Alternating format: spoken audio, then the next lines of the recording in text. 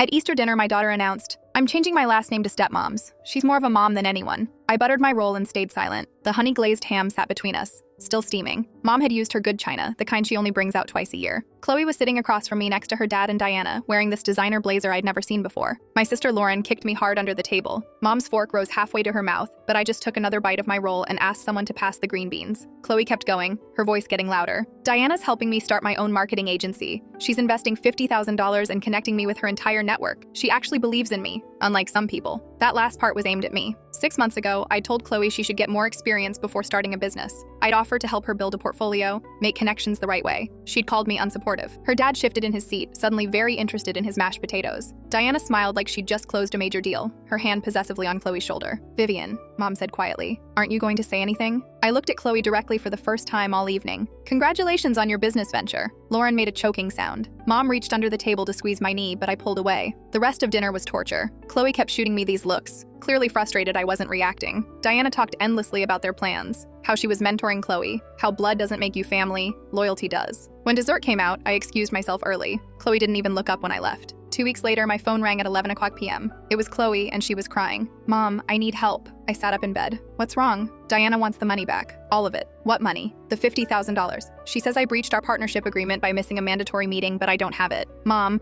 I already spent it on inventory, website development, LLC registration, everything." She knew that. She approved every expense. "What meeting?" "The one she scheduled for tomorrow morning. She texted me about it this morning at 3 a.m. Said it was in the original contract. But if I don't have $50,000 in her account by Friday, she's suing me for breach of contract plus damages. She's saying $75,000 total." My blood went cold, but I kept my voice steady. "Have you looked at the contract? There's all this legal language I don't understand. She said I should have hired a lawyer to review it, but she was family, so I trusted her." Chloe was sobbing now. "Mom, please. I'm going to lose everything. They're going to take my car, my apartment, everything." I let the silence sit there for a moment. "Mom, are you there? I'm here. Can you help me? Maybe we could talk to her together, or you could loan me the money just until I figure this out." I thought about the Easter dinner, about she's more of a mom than anyone, about 22 years of scraped knees and midnight fevers and college application essays. "Have you asked Diana?" "What?" "She's more of a mom than anyone, remember? Mom, please. I'm sure she'll work something out. She believes in you, unlike some people." "I didn't mean..." "You meant every word, Chloe. And now you have exactly what you asked for. A businesswoman who values loyalty and contracts. You're really not going to help me? You changed your last name. You made it very clear who your family is. I'm just respecting your decision. I can't believe you're being this petty over a name change." That's when something in me snapped. "Petty?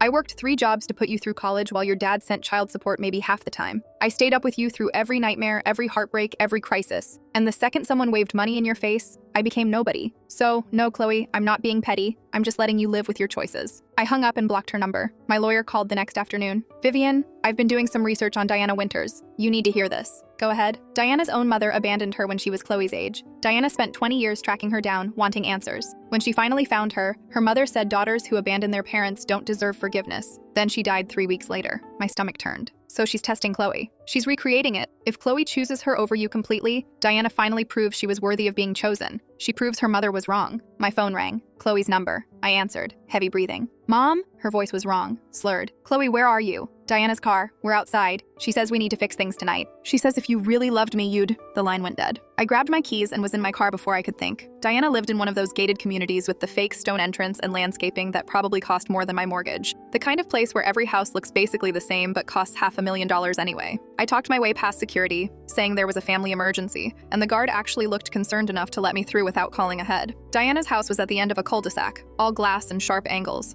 Modern minimalist or whatever they call it. Her Mercedes was in the driveway, driver's side door wide open, interior light on. I could see Chloe slumped in the passenger seat, her head against the window. I ran over, my heart pounding so hard I could hear it. "Chloe, baby, can you hear me?" She lifted her head slightly, like it weighed 1,000 pounds. Her pupils were huge, black pools that had swallowed up all the color. "Mom?" Diana appeared on the front steps, perfectly composed in cream-colored slacks and a silk blouse. Not a hair out of place. Like she'd been standing there waiting for me to show up. Like this was all part of some script she'd written months ago. "Vivian, I'm glad you came. What did you give her?" "Just something to help her relax." She was getting hysterical about the money. Diana walked down the steps slowly, her heels clicking on the stone. Each click measured, deliberate. She's fine. A bit drowsy, that's all. I helped Chloe out of the car. She could barely stand, her legs like rubber underneath her. I had to practically carry her, and she's not a small girl, 5'7" and solid. The $75,000 is still due Friday, Diana said, her voice calm, conversational, like we were discussing the weather. But I'm willing to drop the lawsuit, all of it. The money, the damages, everything. In exchange for what? You pay it tonight, right now. You write me a check for $75,000 and Chloe is free. Clean slate. We pretend none of this ever happened. I stared at her. Chloe was leaning heavily against me, her breathing shallow. I don't have that kind of money just sitting around. Yes, you do.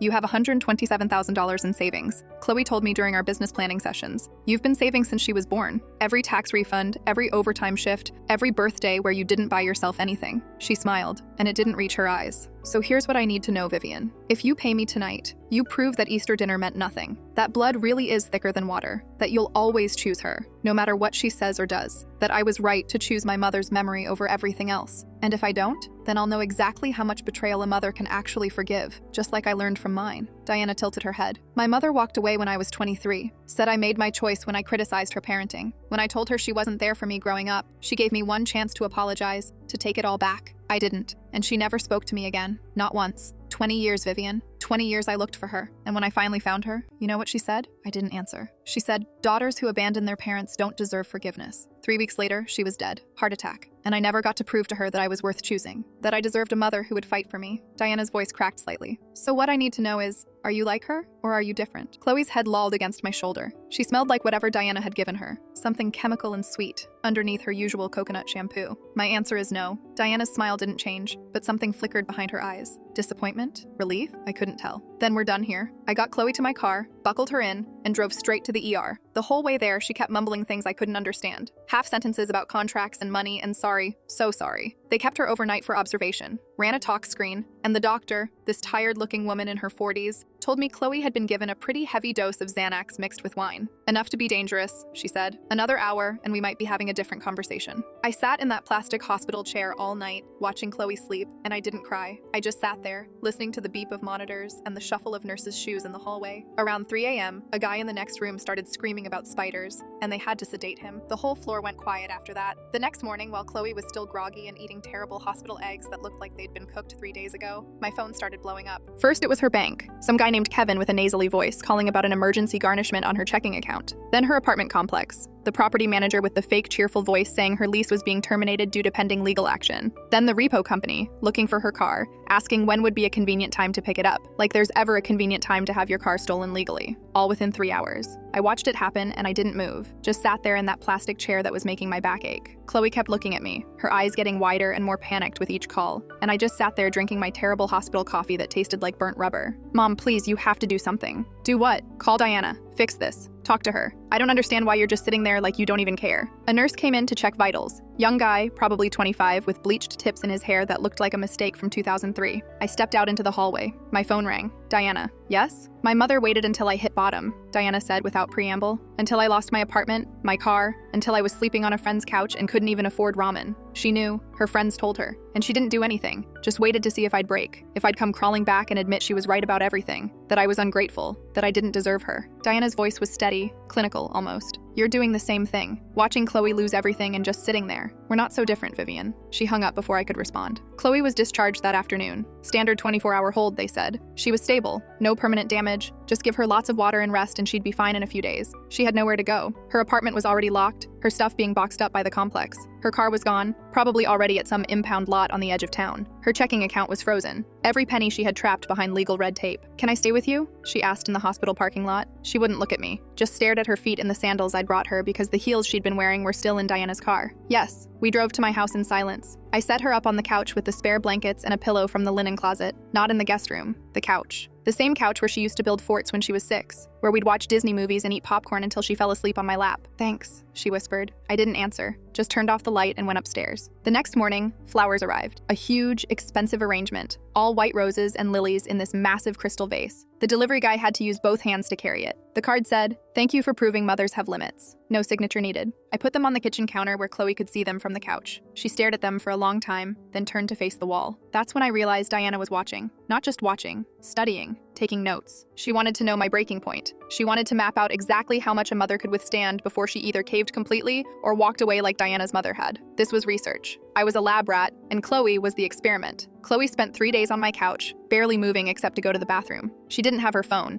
It had been in her car when it got repossessed. So she was cut off from everyone. No Instagram, no texts, no way to call for help. She'd just stare at the ceiling or at the TV I didn't turn on for her. Sometimes I'd hear her crying, soft little sounds like a wounded animal, but I didn't go to her. On the 4th day, a courier showed up. Some college kid in a beat-up Honda. Looking annoyed, he had to walk up my driveway. Legal papers. Diana had raised the settlement amount to $100,000. I read through the filing at my kitchen table while Chloe pretended to sleep on the couch. Emotional damages, fraud, pain and suffering, intentional infliction of emotional distress. It was completely insane and probably wouldn't hold up in court, but it didn't matter. The legal fees alone would destroy Chloe. Even if she won, she'd lose. There was a handwritten note clipped to the back page, Diana's perfect cursive on heavy cream stationery. I know you have exactly $127,000 saved. Chloe mentioned it when we were planning her future. She was so proud of you, you know. Talked about how hard you worked, how much you sacrificed. It was really quite touching. Pay this and you'll have $27,000 left. Not much for retirement, but enough to survive on for a while, I suppose. My mother had nothing left to give me when I needed her most. She'd spent everything on a new husband and his kids, but she had a choice. She could have helped. She chose not to.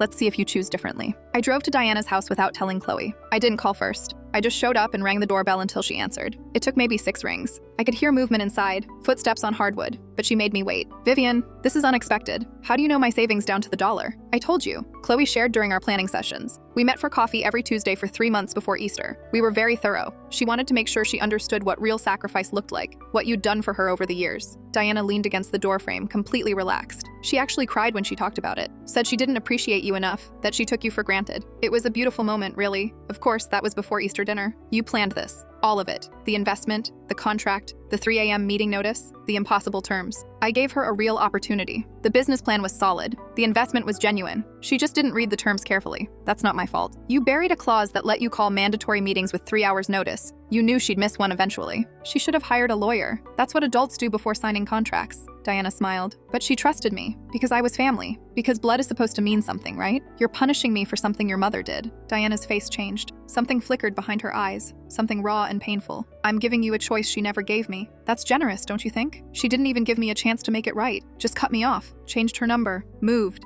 I spent years trying to find her. Years. And when I finally did, she looked at me like I was garbage on her shoe. So you're recreating it. I'm proving she was wrong. Diana's voice cracked. If you choose Chloe, if you sacrifice everything for her even after what she said, even after she legally rejected you, then it proves my mother could have done the same. That she chose not to. That I wasn't the problem. She was. And if I don't, then she was right. Then mothers do have limits. Then I can finally stop wondering if I was just too broken to love. I drove home. Chloe was in the same position on the couch, staring at nothing. Where were you? Out. She didn't ask anything else. I think she knew. That night, Chloe's dad called. I hadn't talked to Greg since Easter. Not once. He'd sent a single text after Chloe's announcement. Sorry about that. And I deleted it without responding. Vivian, what the hell is going on? You'll have to be more specific, Greg. Diana says Chloe's living with you because she's being sued. Says you're refusing to help her. Says the lawsuit is for $75,000 and you're just letting it happen. Diana's the one suing her. Yeah, I know, but Chloe breached a contract. Diana showed me the paperwork. It's pretty clear, Vivian. There was a mandatory meeting, Chloe didn't show up, and that triggered the penalty clause. Did Diana also tell you the meeting was scheduled at 3 a.m. with a requirement to appear at 6 a.m.? That she texted the notice while Chloe was sleeping? Silence. That's not what I heard. I'm sure it's not. What else did Diana tell you? That you're being vindictive, that you're punishing Chloe for the name change, that you have the money to fix this and you won't. Diana seems to know a lot about my finances. Well, do you? Have the money? I almost laughed. You haven't paid full child support in 15 years, Greg. You married Diana 6 months after our divorce was final. You bought her a Mercedes for her birthday while I was working night shifts to pay for Chloe's braces. And now you're calling me to ask why I'm not emptying my savings to fix your wife's mess? This isn't about us. This is about Chloe. No, this is about Diana. This has always been about Diana. Look, Vivian, I know you're upset about the name change thing, but this is serious. Chloe could end up with a judgment against her. This could ruin her credit, her future, everything. She could be paying this off for the next 20 years. You need to fix this. I need to fix it. You have the money. Diana told me you've been saving since Chloe was born. You could write a check tomorrow and end all of this. Diana seems to have told everyone a lot of things. So you're just going to let our daughter's life fall apart because you're mad about a name? That's petty, Vivian. That's beneath you. Is it? Because Chloe didn't seem to think so when she said Diana was more of a mother than I'd ever be. She didn't think it was petty when she filed legal paperwork to erase my name from hers. She meant it, Greg. All of it. And now she gets to see what that choice actually costs. You're being cruel. No, I'm being consistent. For once in my life, I'm actually following through on a boundary instead of just swallowing everything and pretending it doesn't hurt. She's your daughter. She was. She made a different choice. I hung up on him, blocked his number too. I was getting good at that. The next week, Chloe got a job interview at a marketing firm downtown. First good news in days. She borrowed clothes from me. A blazer I'd bought for my mom's funeral, black pants that were too short on her but good enough, shoes that pinched but looked professional. She practiced her answers in the bathroom mirror. I could hear her through the door, rehearsing how she'd explain the gap in her resume, the lawsuit, everything. She seemed almost hopeful when she left. Wish me luck? I didn't answer. They called her the next day and rescinded the offer. The background check had flagged the pending lawsuit. Legal liability concerns, they said. Standard policy, nothing personal. She came home and just stood in my living room shaking, her borrowed professional outfit suddenly looking like a costume for a play that had been canceled. I can't do this anymore. Can't do what? This. Living like this. Watching everything fall apart while you just sit there like you don't even care. Like you're not even human. I care. Then why won't you help me? Her voice cracked, tears streaming down her face. This is all because I changed my name. That's it. That's what this is about. You're punishing me because I hurt your feelings. Because I chose Diana over you, and your ego can't handle it. Is that what you think? What else am I supposed to think? Diana set me up? Yeah, okay, I get that now. I understand. But you could make this stop with one check. You could end this whole nightmare. And you won't. You're just sitting there watching me suffer like it's some kind of sick revenge. I looked at her. Really looked at her. She'd lost weight. Her hair was greasy because she couldn't afford shampoo and was too proud to ask me for any. She was wearing my old college sweatshirt that was too big on her, hanging off her shoulders. She looked like a ghost of herself. If I pay Diana, what do you think happens? The lawsuit goes away. I can get my life back. I can find a job, get an apartment, start over. And then what? What do you mean? Do you think she stops? Do you think this is just about money?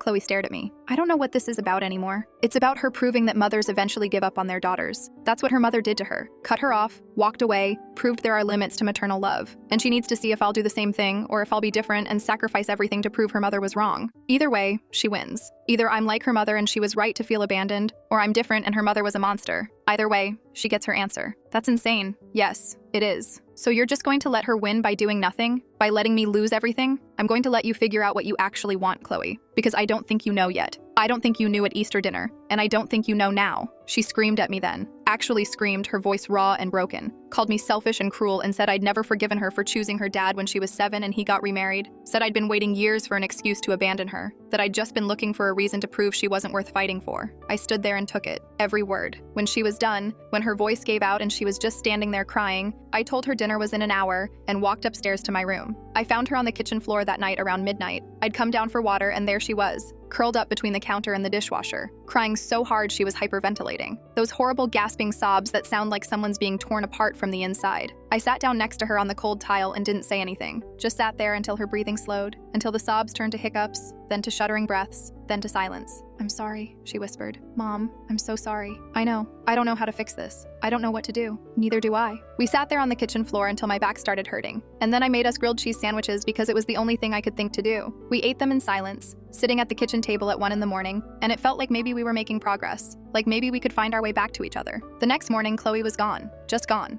No note, nothing. Her borrowed clothes were folded neatly on the couch, my sweatshirt washed and dried, sitting on top like an apology. My phone rang an hour later. She's here with me, Diana said. No greeting, no preamble. She showed up at my door this morning around 6. Said she was done with you. Said you hit her. My stomach dropped. I didn't. I know. She's lying. But she's desperate. And desperate people say whatever they need to say to get what they want. I told her she could come back if she asks nicely. If she really means it this time. Meaning what? Meaning if she chooses me over you. Completely. Publicly. If she really means what she said at Easter dinner. If she's willing to stand by that choice even when it costs her everything. Let me talk to her. She doesn't want to talk to you. She was very clear about that. Diana, please. You can come over if you want, but I'm not sure that's a good idea. She's pretty fragile right now. Seeing you might set her back. I drove over anyway. Through the gate, the security guard recognizing me now and just waving me through with a sad look, down the perfect street with its perfect houses, up to the glass box where my daughter was being held hostage by a woman who was using her to settle a score with a ghost. I could see them through the kitchen window. Chloe was sitting at Diana's table, head in her hands. Diana was standing behind her, one hand on Chloe's shoulder, the picture of maternal comfort. She saw me watching and smiled. I rang the doorbell. Diana answered. She doesn't want to see you. She's my daughter. Actually, legally, she's not. Diana's smile widened. She changed her name, remember? Filed all the paperwork. As of 3 weeks ago, she's Chloe Winters. Your parental rights don't automatically transfer to her adult name change, Vivian. Did you know that? There's this whole legal gray area around adult name changes and parental designation. Fascinating stuff, really. I pushed past her into the kitchen. Chloe looked up. Her eyes were red and swollen, her face blotchy. I can't do this anymore, Mom. Then don't. Come home.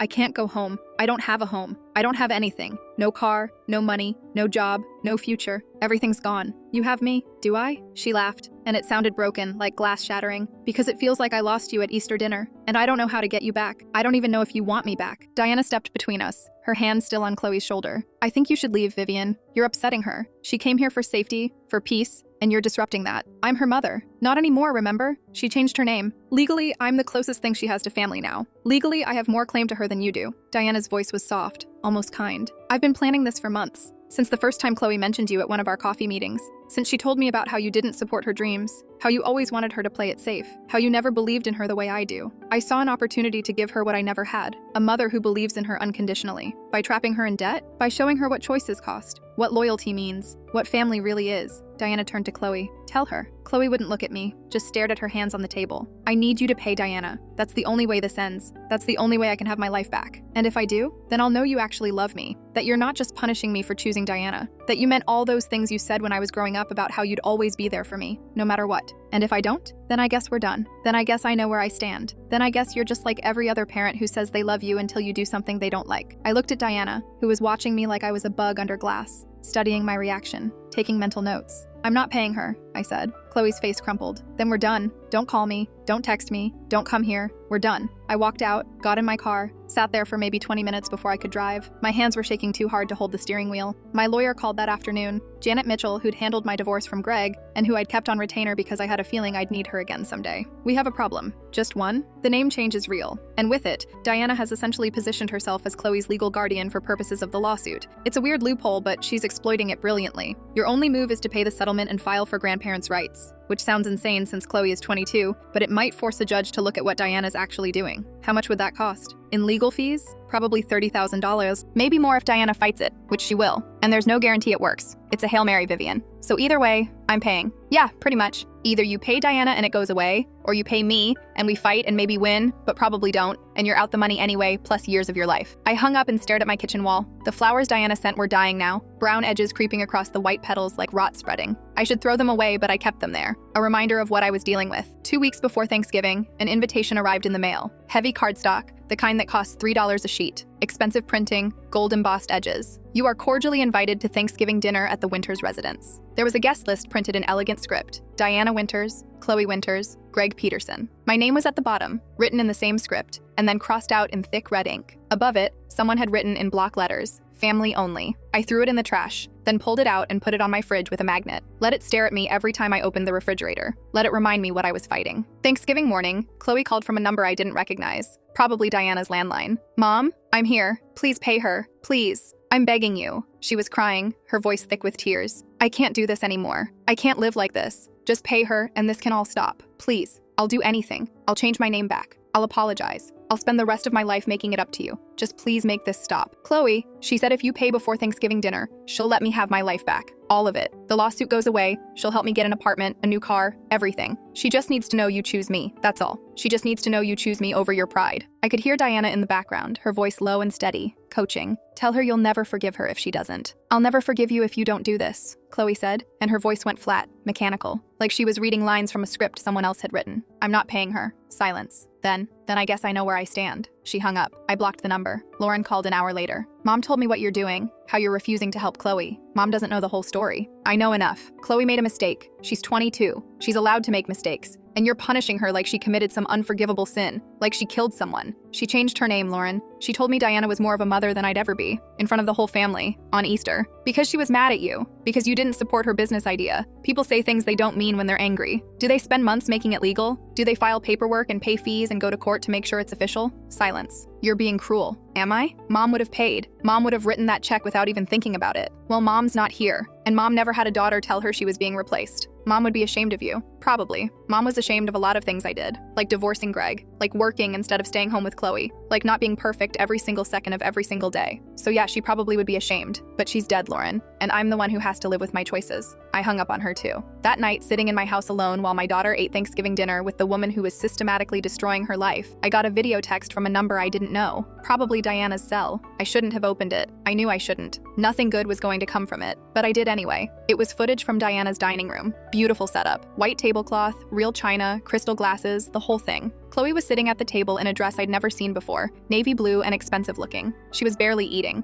just pushing food around her plate while Greg and Diana talked. "It's so sad," Diana was saying, her voice clear and carrying, "when mothers can't let go of grudges, when they punish their children for simply growing up and making their own choices, when they hold on to hurt instead of choosing forgiveness. Chloe's been so strong through all of this," Greg added, cutting his turkey with precise movements. "Despite everything, despite being abandoned when she needed her mother most." The camera zoomed in on Chloe's face. She looked hollow, completely empty, like someone had scooped out everything that made her Chloe and left just the shell. Her eyes were dead, not sad, dead. The text came through a second later. "This is what my mother saw. This is when she walked away. Your turn." I put my phone down and sat in my dark kitchen, and I realized everyone thought I was the villain now. Diana had flipped it completely, turned me into the monster. And the worst part was, I couldn't even say she was wrong. Maybe I was the villain. Maybe refusing to empty my savings to fix someone else's mess did make me cruel. Maybe blood really was supposed to trump everything else. Or maybe I was finally learning to set boundaries instead of just lighting myself on fire to keep everyone else warm. Black Friday morning, I showed up at Diana's house at 6 a.m. She answered in a silk robe, not even surprised. Hair perfect despite the early hour. "Vivian, I'll pay you. All of it. $127,000. Everything I have." Diana's eyes lit up, and for just a second I saw something like hunger flash across her face. "Really? On one condition. You end the lawsuit and you leave Chloe alone. Completely. No more contact, no more manipulation, no more games. You take the money and you disappear from our lives." "Done. I need to get the money. I'll be back tomorrow." "Vivian," Diana caught my arm as I turned to leave, her fingers cold on my skin. "Why are you doing this?" "Because she's my daughter. But she chose me. She said I was more of a mother than you'd ever be." "I know." Diana stared at me for a long time. "My mother never came back. She chose her pride over me. Every single time. Even when she was dying, she refused to see me. Said I made my choice and I had to live with it. I'm not your mother." "No, you're not." She let go of my arm. "Get the money." I went to the bank as soon as it opened. Saturday hours, so it was only open until noon. I stood in line behind a teenager depositing birthday money and an old guy who kept arguing about fees, and when it was finally my turn, I told the teller, some kid barely out of high school with braces, that I needed to empty my savings account. "All of it? All of it. Can I ask what this is for?" "It's just, we're supposed to check for elder fraud. I'm 54, not 84, and it's none of your business what it's for." He made me wait while he got a manager. The manager, this woman in her 30s with a power suit and tired eyes, took me into an office and asked me a bunch of questions. Was I being coerced? Was someone threatening me? Was I sure about this? "I'm buying my daughter's freedom from a psychopath who's using her to work through mommy issues," I said. "So yeah,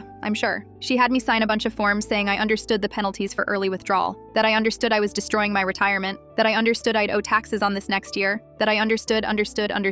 I signed everything. $127,000 in a cashier's check made out to Diana Winters. 22 years of work, 3 jobs at once sometimes, every overtime shift, every tax refund, every birthday where I didn't buy myself anything because Chloe needed new shoes or art supplies or a class trip, every Christmas where I wrapped presents from Goodwill and pretended they were new, every sacrifice, every choice, every moment of putting her first. Gone. The check felt like it weighed 100 pounds in my purse as I drove back to Diana's house. My hands were shaking. I had to pull over twice because I thought I might throw up. I rang the doorbell Saturday afternoon. Chloe answered. She stared at me. Her face was puffy like she'd been crying all morning. "Mom, what are you doing here? Is Diana here?" "She's in her office, Mom. You shouldn't be here," she said. I walked past her into the house, found Diana sitting at her desk, laptop open, like she'd been waiting, like she knew I'd come. I put the check on the desk between us. Diana picked it up with both hands. They were shaking. She looked at the amount, looked at me, looked back at the check, read it 3 times like she couldn't believe what she was seeing. "Why?" she whispered. "I told you. She's my daughter. But she chose me. She changed her name. She said terrible things to you. She legally rejected you.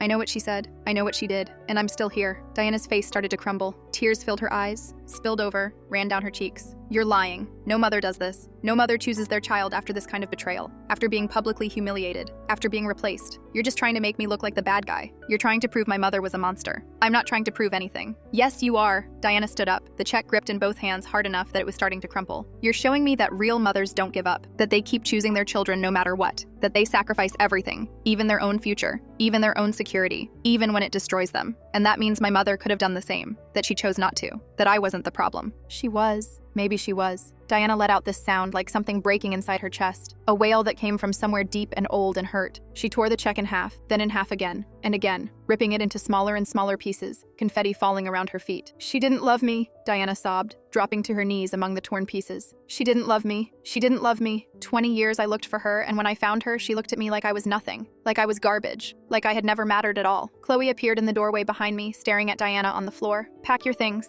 I said quietly. Chloe didn't move, just stood there watching Diana rock back and forth, surrounded by torn pieces of check that represented every dollar I had in the world, repeating those same words over and over like a prayer or a curse. "Chloe, now." She finally moved, went upstairs. I heard drawers opening, things being shoved into bags, the sounds of someone hastily packing a life. Diana didn't look up, didn't acknowledge us leaving. She just kept repeating it, her voice getting quieter and quieter until it was barely a whisper. "She didn't love me. She didn't love me." I closed Diana's front door behind us and helped Chloe load her stuff into my car. 2 suitcases and a garbage bag full of clothes. Everything she owned in the world now fit in my trunk. Neither of us spoke. The whole drive home, 23 minutes through Saturday afternoon traffic, Chloe stared out the window and I kept my eyes on the road. When we got to my house, she took her stuff up to the guest room, not the couch this time, and I heard the door close. The lawsuit disappeared the next week. Diana's lawyer filed a motion to dismiss with prejudice. No contact, no explanation, just gone like it had never existed. 2 weeks later, Lauren called and said Diana had moved, sold her house, packed up everything, left. No forwarding address. Greg was blindsided.